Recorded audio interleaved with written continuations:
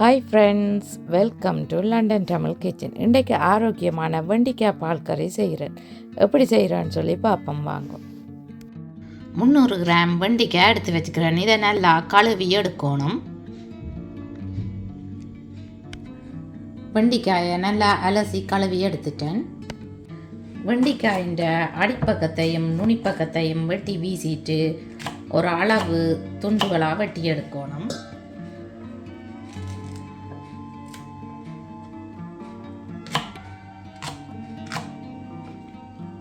சாப்பிடுறதுக்கு ஏற்ற அளவாக வெட்டி எடுத்தால் காணும். 2 பச்சை மிளகாய் எடுத்து கழுவி வச்சிருக்கிறேன். அதை இப்படி நீட்டாக வெட்டணும்.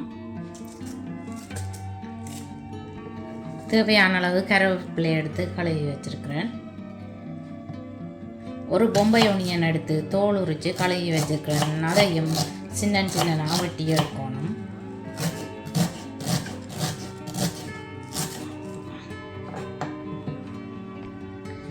வெட்டி வச்சிருக்கிற வெங்காயம், கறிவேப்பிலை, மிளகாய் எல்லாத்தையும் வெண்டிக்காய்க்குள்ள போட்டிருக்கிறேன்.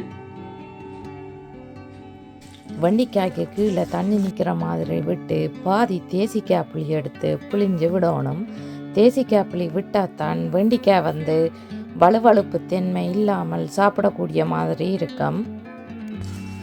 அடுப்பு ஆன் பண்ணிட்டு வெண்டிக்காயை அவிய வச்சிருக்கிறேன். மூடி அவிய விடணும்.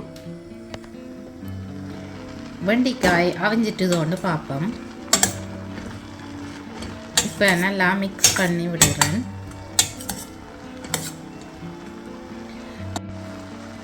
வெண்டிக்காய்க்கு தேசிக்காய் புளி விட்டு அவிய விட்டீங்கன்னு சொல்லி சொன்னால் தான் வலுவழுப்பு தன்மை இல்லாமல் இருக்கும்.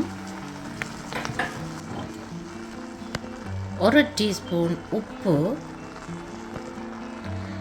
டபுள் கிரீம் அல்லது தேங்காய் பால் விட்டு இந்த வெண்டிக்காய் பால் கறியை காய்ச்சி எடுக்கலாம்.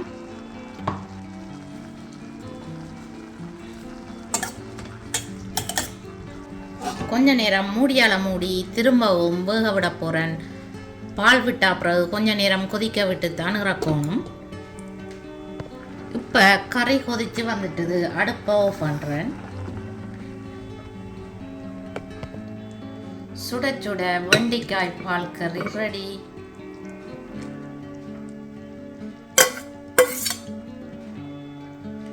வெண்டிக்காயை பார்த்தீங்கன்னு சொன்னால் வலுவழுப்பு இல்லாமல் நல்லா வந்திருக்குது. ஹெல்த்தியான வெண்டிக்காய் பால் கறி ரெடி ஆகிட்டுது.